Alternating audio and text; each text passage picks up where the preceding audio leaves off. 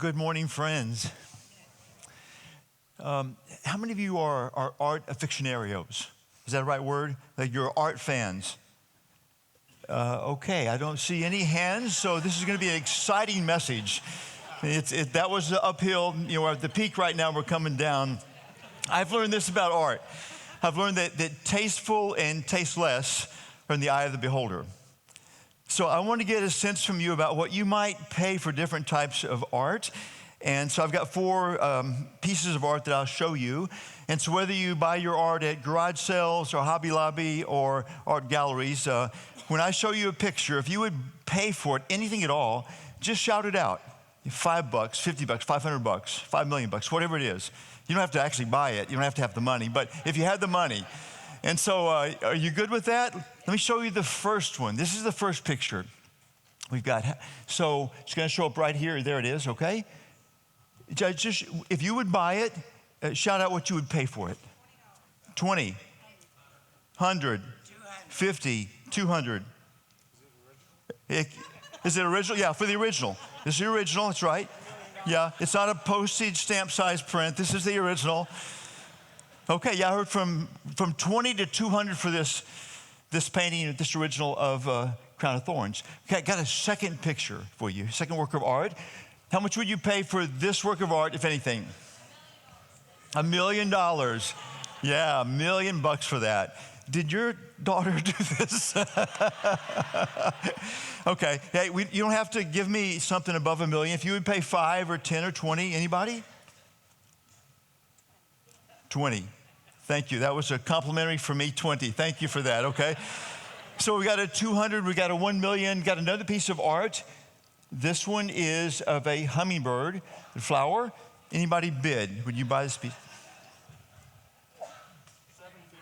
$750. How much over here?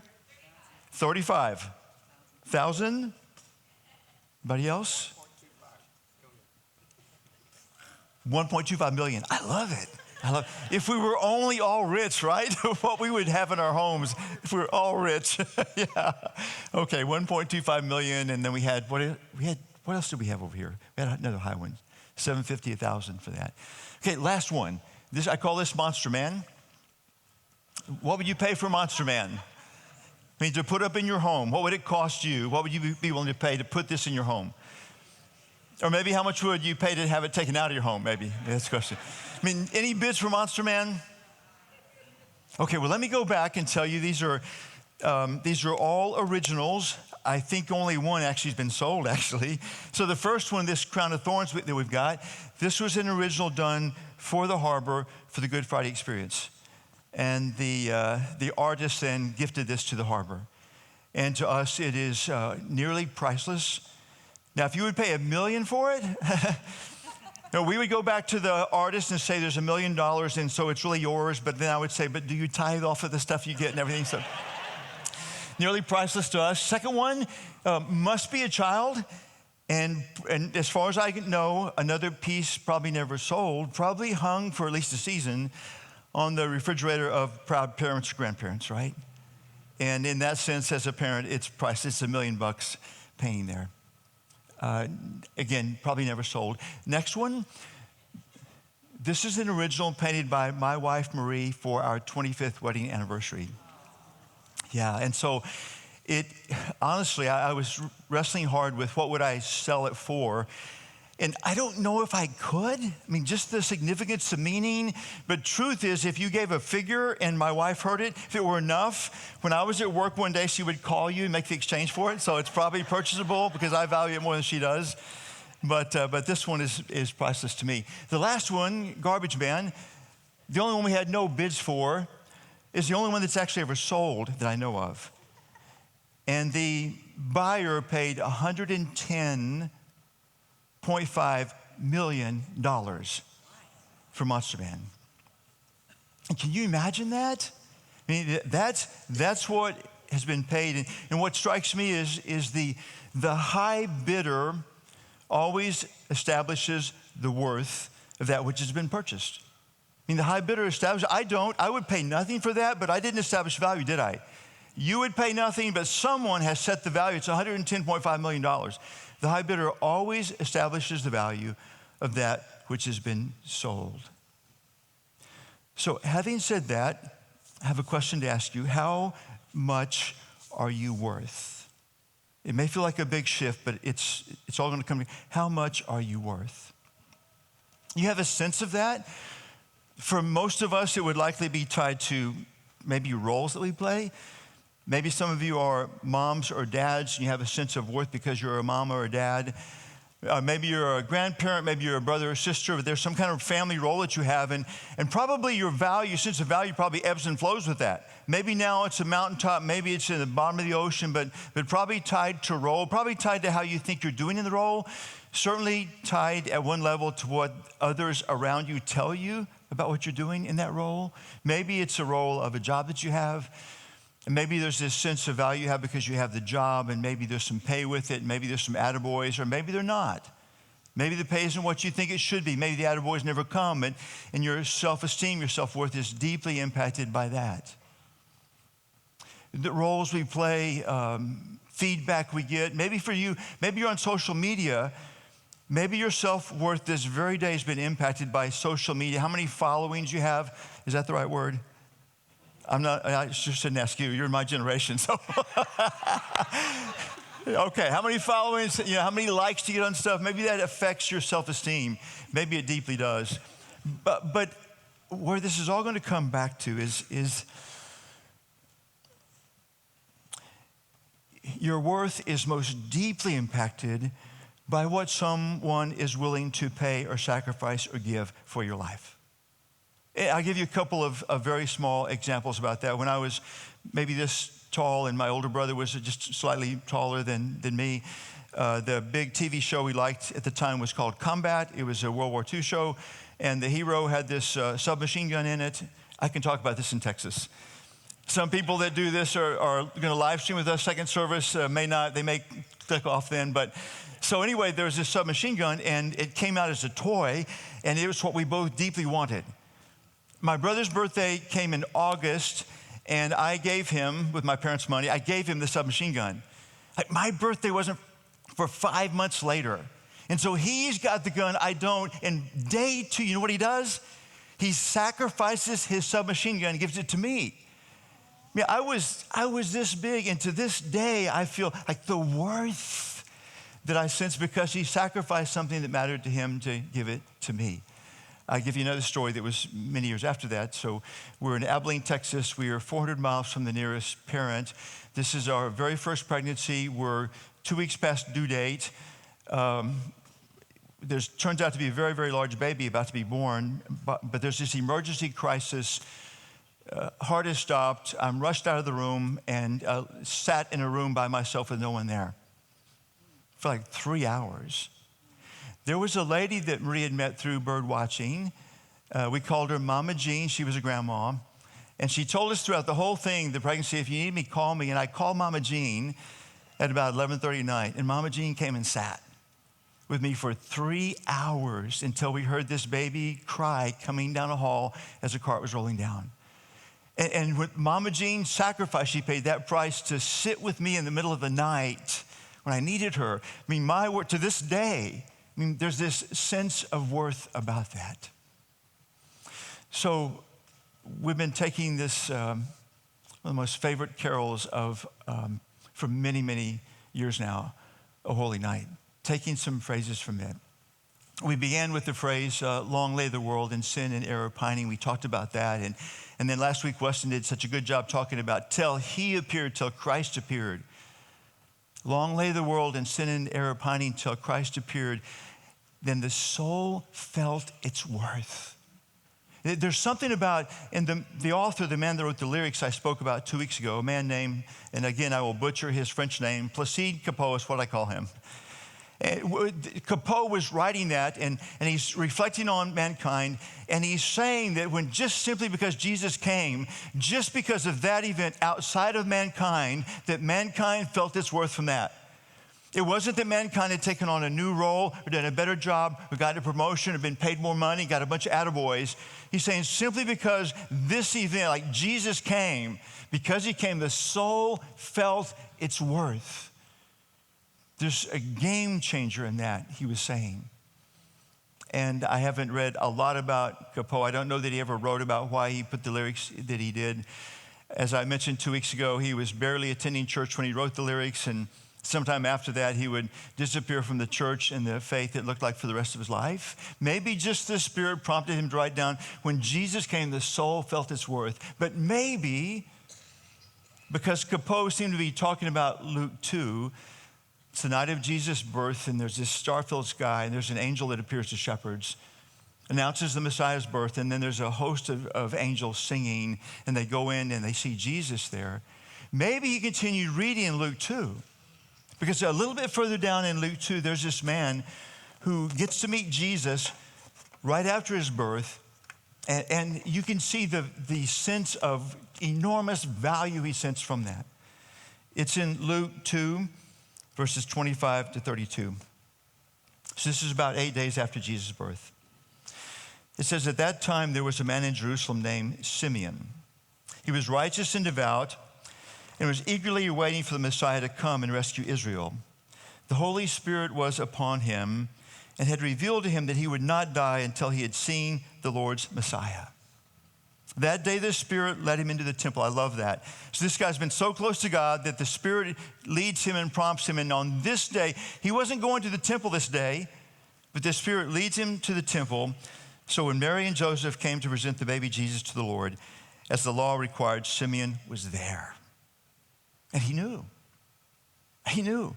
He took the child in his arms and praised God, saying, Sovereign Lord, now let your servant die in peace as you've promised. I've seen your salvation, which you have prepared for all people. He is the light to reveal God to the nations. He is the glory of your people, Israel. There's this man, maybe an elderly man, maybe not. But he knows that God's loved him enough to say that while your people have been waiting for centuries for the Messiah, you will indeed see him. And that day, he doesn't go to the temple because it's planned, because he wants to. The Spirit prompts him, and he goes. He shows up, and there's this couple, and there's this little baby, and he knows. Like, this is the long-awaited Messiah. And he takes the Messiah in his arms. And in essence, he says, I'm toast. Just take me. I mean, it will not get any better than this. I mean, this is the ultimate. I have held the Messiah in my arms. You can take me to heaven now. Maybe it's because of that Capot was writing about that night, and he's thinking about his life and the lives of people he knows, and he knows how self-worth ebbs and flows and comes and goes, and it's usually very, very inaccurate. And maybe there's something about him that realizes just the Messiah coming.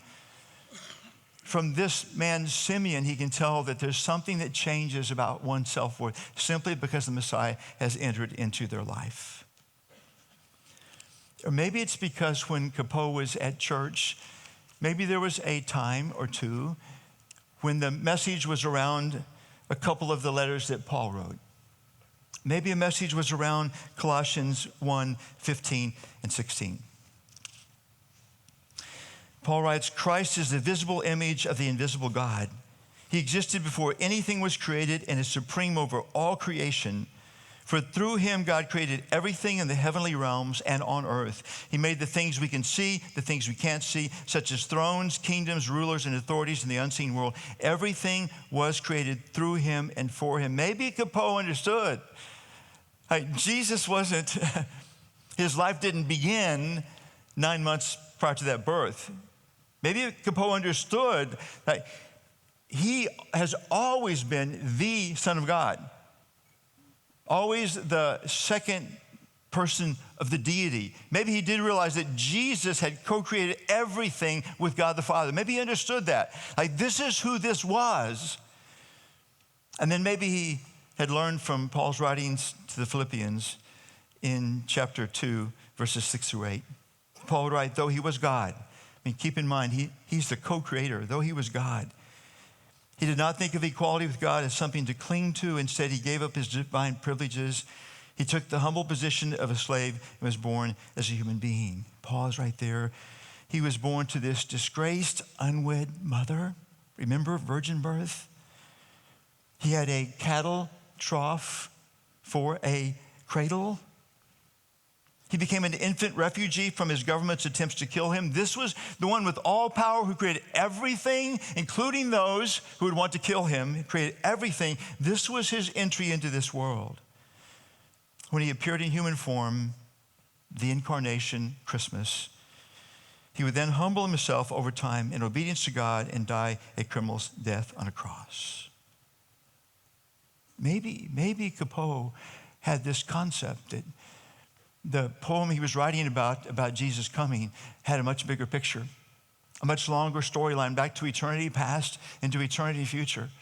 Maybe Capot understood that this wasn't just a newborn who had just been created, conceived 9 months earlier. He said this was the second person of the Trinity. This was the Son of God who came in this most humbling and most vulnerable of ways. Maybe he understood he didn't just come, but he intentionally died. Think of this, God, the Son, died and then rose again. And why did he come? Did Capot put it together? Can you and I put it together? You and I know it's this rescue mission, don't we? That would cost him everything. I mean, the sacrifice, what he paid in this rescue mission is beyond our full comprehension. Speaking of how when someone sacrifices for us or pays something for, gives something up on our behalf. There was a Christmas season, much like this one many years back. My brother and I were both at A&M. We'd grown up. We didn't take our submachine guns with us to A&M. We were at A&M. End of semester, we pack up our car. We begin the 370-mile trip home down to deep South Texas. It was one of those Christmases that day, maybe the day before, a massive cold front norther had blown in. No problem, we're going south. It's going to blow us home more quickly.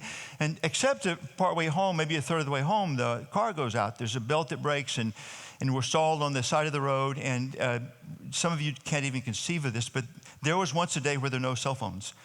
I mean, there was no communication, and so we weren't dressed to stand out and hitchhike, and it was bitter cold, and it was late at night, maybe 10 p.m., something like late at night.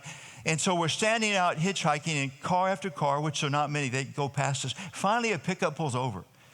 And there's this older man in the pickup, and he says, "Hey, guys, trouble?" And we said, "Yeah, car." And we said, "Hey, we left A&M, we're going home." He said, "Oh, man, I always wanted to go to A&M, never could afford it, but I'm a huge Aggie fan. Come on, I'll take you wherever you need to go." And we said, "Where are you going?" He said, "Victoria." And we said, "Well, that's at least in south, kind of, and not where we'd go, but right direction." And so we get in the car, he takes off, and then we smell what he's been drinking. And we do the math on whether there's greater risk of dying of exposure if we say, "Hey, we really like to walk a lot. Just pull over, let us walk."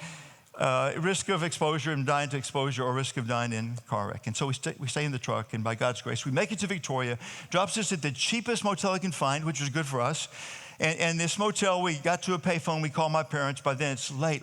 We said, "Hey, we're not gonna make it because the car's broken down." "No problem, this guy's so nice. He's gonna pick us up first thing in the morning. Like when it's daybreak in the morning, he'll be here. We'll go to a parts place, we'll get the part, we'll fix it," which my brother and I had never fixed a car in our lives. But, when that age, you can do anything you think. And so we hung up the phone late at night. He and I fall asleep. We wake up early the next morning to an alarm. And we wait at sunrise, and he doesn't show. And we wait, maybe 45 minutes or an hour, and we couldn't believe our eyes. There's this very familiar car that drives up. And in the car driving is my dad, and sitting beside him is my mother. So we put two and two together. We got the full story soon after. They couldn't go to sleep that night. Right? They're college-educated kids, don't know how to fix a car. They're stranded. They're still 225 miles from home. It's bitter cold, and they couldn't go to sleep. And so somewhere deeper in the night, my dad says, "I'm going to go get them." And my mom said, "I'm going with you." And she couldn't handle a wrench either, but she. And so they sacrificed that night into the bitter cold to rescue their sons. And they paid a price to do it. And I have never forgotten it. And That day to this day, my sense of value and self-worth has been affected by that because what they were willing to sacrifice and pay for me. So Capot writes, long lay the world in sin and error pining till he appeared and the soul felt its worth. And at this one big theological scale, it's important to understand that he came and he died and he rose for all of humanity. You know that, don't you? He came for all of humanity. There are about 8 billion people now. He came for every one of the 8 billion. He came for all of the 100 billion before that they think have existed before that. He came for all of them. But you and I need to know that his coming, his dying, his resurrecting is intensely personal. His coming to this planet is intensely personal. It's about you. And his dying is intensely personal. It's about you. His rising is intensely personal. It's about you. And so I've asked the tech folks if they would help me in this, just pull the lights down because I want you to have this sense as much as you can about what Jesus would be profoundly saying in Luke 15. He would say there's this shepherd with 100 sheep and one of them is lost and he abandons the 99 to go for the one. And I want you to realize his point has nothing to do with the 99. His point is about the one. He's saying the shepherd is willing to go on this risky, costly venture for the one. What he was saying was, if all of the human race to this point in time had been perfect except you, I came for you. What he's saying is if all of the human race is sinful, which it is, and you would be the only one of the 100+ billion that would respond, I came for you. So if it helps, close your eyes and imagine there's this spotlight from heaven that's just simply upon you. And be refreshed by what Scripture says of who Jesus is. Christ is the visible image of the invisible God. He existed before anything was created and is supreme over all creation. For through him God created everything in the heavenly realms and on earth. He made the things we can see, the things we can't see, such as thrones, kingdoms, rulers, and authorities in the unseen world. Everything was created through him. Everything, including you. Philippians, though he was God, he did not think of equality with God as something to cling to. Instead, he gave up his divine privileges. He took the humble position of a slave and was born as a human being. When he appeared in human form, he humbled himself in obedience to God and died a criminal's death on the cross for you. For you. He came for you. I mean, that nativity scene, that infant, that newborn, he came for you. He died for you. He rose for you. Long lay the world in sin and error pining till he appeared, and the soul, your soul, would your soul feel the worth of him coming for you? God has placed the high bid on your life. In the end, we can begin to raise the lights up. In the end, the truth of your self-worth will have nothing to do with the role you play, nothing to do with the feedback you get, nothing to do with the money you make. The value of your life, as is always the case, has been determined by the high bidder. God has placed the high bid on your life. He has placed the high bid on your life. Incarnation, crucifixion, resurrection on your life, for your life. And it matters who you sell to. Can we have the monster man back up here? Think with me about this. It matters who you sell to. So suppose that you were the artist that did Monster Man, or maybe you happen to own Monster Man, and you decide you're going to have a sale of Monster Man because for whatever reason, maybe you need cash or maybe you're tired of it, but you're going to sell Monster Man. And 3 of us show up at this bidding for Monster Man. And I'm one of the 3, and I bid 0. I bid $0 on this. There's a second person who bids $200 on this, and there's a third that's going to pay $110.5 million. Now, if you really care about the painting itself, forget about your cash, because you're going to give it all to God's cause anyway, right? You don't believe in tithing, you just give it all to God's cause. It's not about cash. If you value the painting itself, if you put it in my back seat and I bid nothing, unless you live in my neighborhood, it's going to be out with the trash the next round. If you live in my neighborhood, I'll take it to another trash dump so you don't see me dump it. But if you sell to the low bid, that's what happens. Suppose you sell to the $200 bid. In all likelihood, they have a place in mind in their home, and they're going to hang Monster Man up in their home for a while. But how long will it be until they're kind of tired of Monster Man? They want something new. They're remodeling. Colors don't match and everything. And Monster Man goes out in the garage sale. No one buys him in the garage sale. He goes out in the trash next cycle. $200 bid. But the $110.5 million bid. Can you imagine the care that we taken of that portrait, that painting? I mean, all of the environmental controls that would do all you could humanly do to keep from ever being exposed to heat or fire or flames or smoke or water, all the protections, all the security against theft and everything, it would be given the finest care, wouldn't it? If you care about the painting, like you sell to the high bid, don't you? You sell to the high bid. You and I. We have choices too, don't we? If you or I sell to the low bidder, the one who's sacrificed nothing, has assigned no value to us, we sell to the low bidder. It's just a matter of time until you or I would find ourselves in the trash heap, scarred, beaten, battered emotionally, and maybe much more than that, right? If we sell to the low bidder, that's what's in store. If we sell to the mid-range bidder, the $200 bid, you or I would always be competing with something newer, shinier, a perceived higher value than us. And how long till you or I would be left forgotten, hanging on the wall, or being taken down and replaced by a better, more current picture? But to sell to the high bidder, Paul would write in Ephesians 2:10, those that have sold out to Jesus, you're his masterpiece.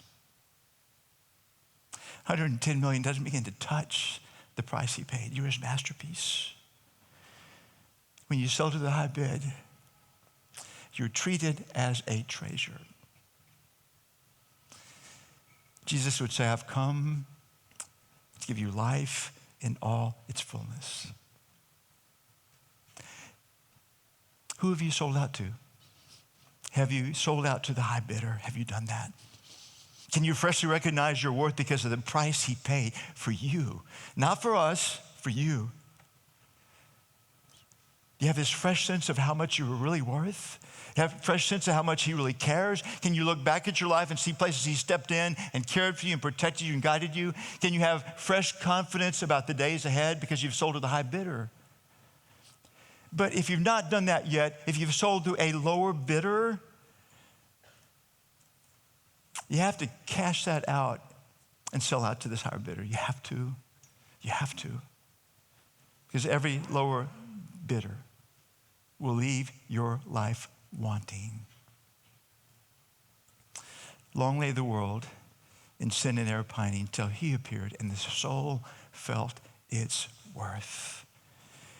We're going to have a special of O Holy Night, and for this, you probably could absorb it best because it's a different version if you sit and soak it in, be freshly impacted by these words.